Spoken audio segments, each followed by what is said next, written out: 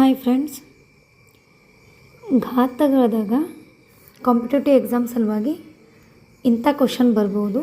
So ಇವತ್ತು ನಾವು 2 × 10 plus 2 × 10 ಇದನ್ನು ಸಾಲ್ವ್ ಮಾಡಮಿ.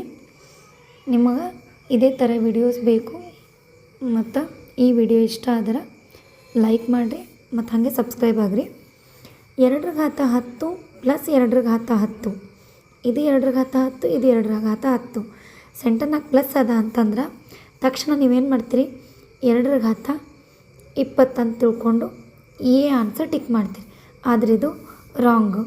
ಹಂಗಾದ್ರೆ ರೈಟ್ ಯಾವುದು ಅಂದ್ರೆ ಇಲ್ಲೊಂದು 2 × 10 ಇಲ್ಲೊಂದು 2 × 10 ಈ ಎರಡೂ ತಲ್ಲಿದ್ದಿಂದು 2 × 10 ಏನು ಮಾಡಮ್ಮಿ ನಾವು ಹೊರಗೆ ತೆಕ್ಕೊಳ್ಳೋಣ.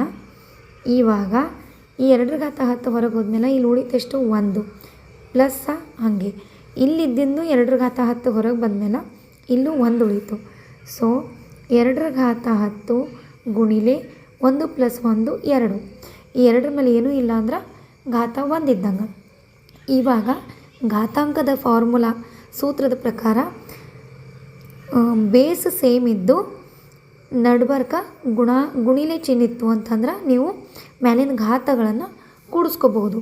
ಹೆಂಗಪ್ಪ ಅಂದ್ರೆ a ಘಾತ m ಪ್ಲಸ್ a ಘಾತ n ಸಮನಾಗಿದೆ a ಘಾತ m ಪ್ಲಸ್ n ಥರ.